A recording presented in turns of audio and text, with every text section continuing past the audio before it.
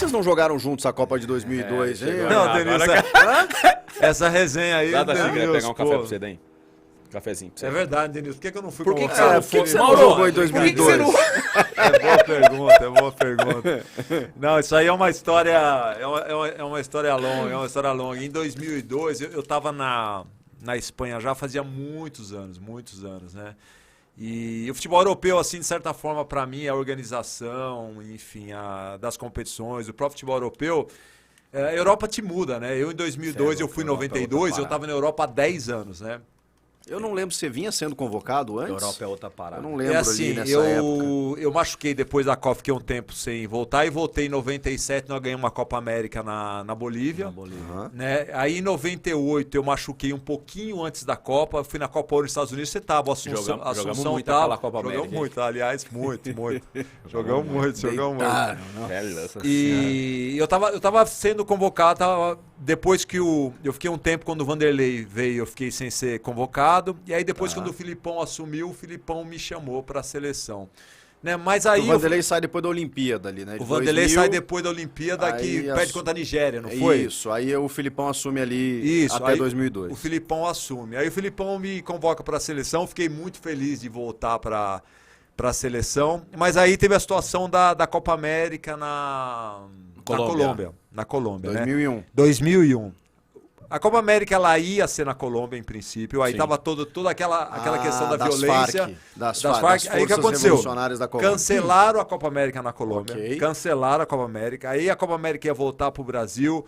Bom, aí, enfim, todos aqueles casos que a gente já sabe de corrupção, teve uma pressão danada dos patrocinadores, enfim, para acontecer a Copa América, né?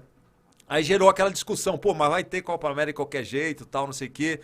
E aí, enfim, gerou essa discussão. A Argentina não foi, Canadá também não foi, acho que é bom lembrar. Canadá e Argentina desistiram de ir para a Copa do Mundo, né? E aí, naquele momento, eu tomei uma decisão lá de não... Você não vai dormir, hein, tio? Tomar café pra cá. Não vai dormir desse jeito aí.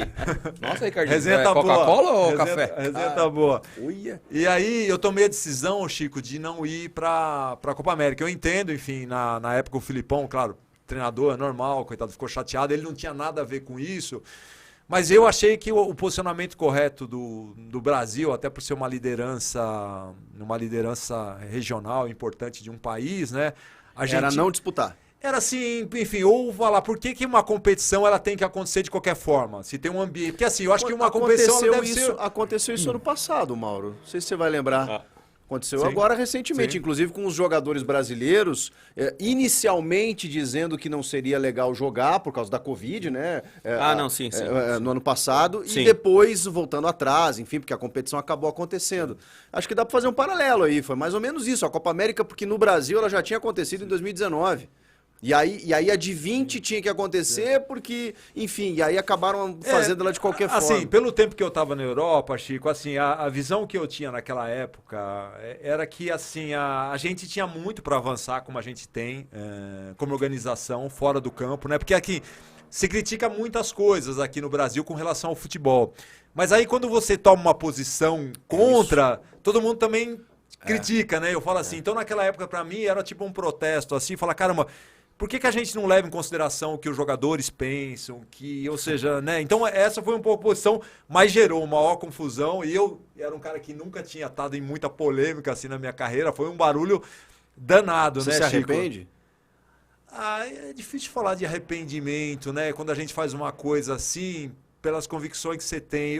Quais são as minhas convicções, Chico? Assim, é que a gente, como fora do campo, eu acho que a gente tem muito para avançar, né? Então eu acho que o meu posicionamento que eu tenho hoje, que eu acredito muito nisso, que a gente tem que melhorar muito fora do campo, eu acho que é consenso, todo mundo acha isso, que o futebol brasileiro ganhou tudo que nós ganhamos, as 5 Copas, porque nós éramos muito bons dentro do campo, que a gente tem que um dia também sentir orgulho da nossa gestão, da nossa administração, né? Muitas vezes se critica isso, mas assim, isso é o que eu acredito. Estou na federação por isso, tentando trabalhar por isso, né? Eu acho que faltam lideranças nos jogadores de posicionamentos políticos, sociais, de se manifestar com algumas causas. O jogador, ele passa uma impressão... São os protagonistas, né, e na eles verdade, passam, né? E eles passam uma ideia de que estão alienados ao processo, de que não sabem o que está acontecendo no mundo. Eu acho que o jogador... Porque a gente teve nessa geração, e até um pouco antes, Sócrates, Falcão, esses caras se posicionavam, entendeu? É que às vezes, né, Chico, o que acontece? Eu assim, é que aquilo que eu falei, eu estava na Europa há 10 anos. A Europa, ela me mudou muito, me transformou, assim, né? A Europa foi uma reflexão que...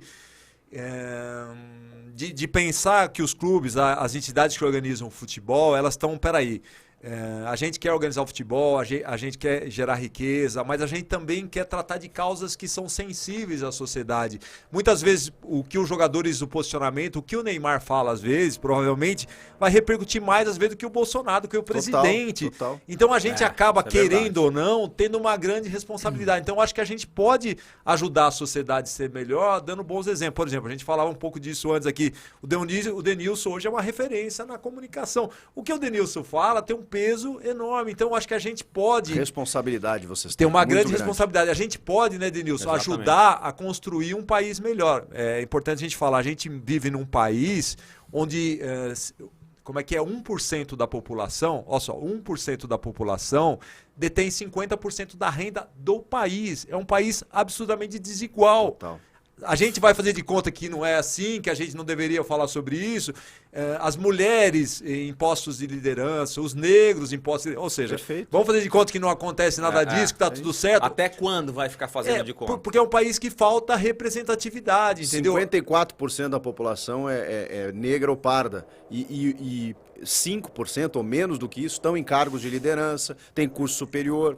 E assim, tem uma discrepância aí, né? a própria representatividade na Câmara, no Senado, no Executivo, eu falo mínima. assim, porque não adianta eu contar o que você viveu na sua vida, né, Denilson? É você que viveu, você que sabe as dificuldades que os deficientes físicos têm, que as mulheres têm, que os negros... Então, se eles ocupam cargos de liderança, se existe essa representatividade, a chance da gente melhorar o país é grande. Agora, são assuntos que a gente tem que discutir e colocar o dedo na ferida, né? Então, para mim, depois de tantos anos na Europa, hoje, para mim, isso é claro.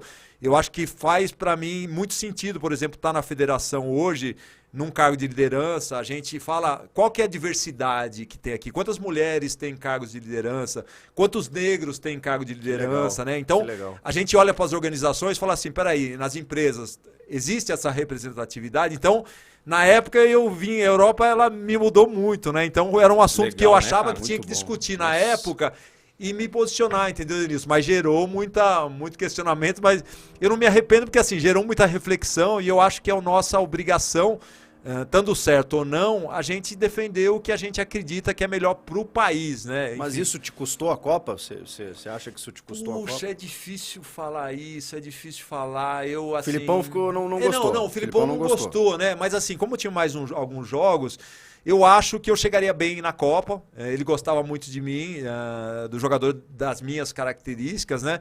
Mas por outro lado, eu falei, foi bom, deu certo, eu não fui, ganhou, de repente o Mauro Maia não... Foi o Gilberto Silva, o Gilberto lá, o Silva também, que fez uma Copa muito boa, o Denilson, né? Foi. E deu tudo certo, né? Então eu acho que isso foi o mais importante. Mas, claro, pessoalmente, de repente você fica, putz, será que eu teria ido? Mas é aquilo, tinha muito caminho, né? Será que eu chegaria? E se eu chegar, será que ela... Com o Mauro a história seria a mesma? Mudaria, entendeu, Chico? Acho que o importante é que ganhou.